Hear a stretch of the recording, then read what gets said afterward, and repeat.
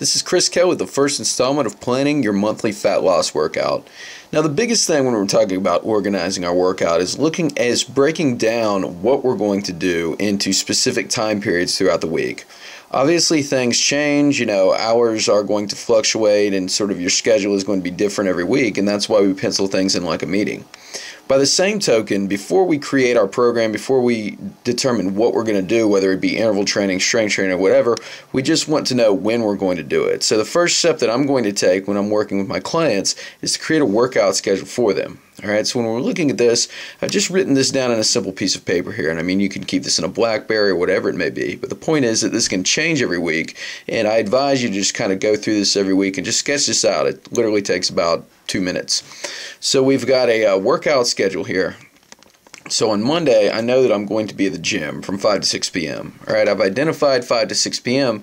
as a time that I might have, an hour to devote to that. It really can be any time period throughout the day. You just have to block off enough time, to get meet your objective, just like any meeting. On Tuesday, I'm doing a 45-minute run, maybe a little bit later in the night. Maybe my daughter has a soccer game that day or whatever it may be. Wednesday, I'm stretching once again from 5 to 6. And then I just repeat the cycle as I go along.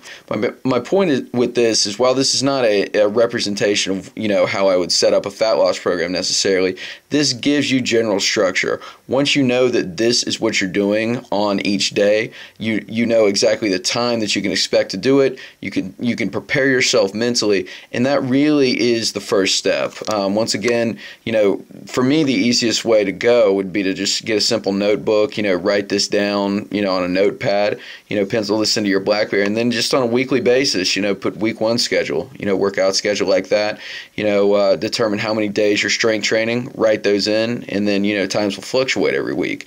Determine the days that you're doing cardio, and again, just fill that in. But this gives you a simple, broad outline of sort of how we're going to do things and what time we're going to do it so we can prepare. In our next video, we're going to talk a little bit more about creating the specific structure for your strength training workout.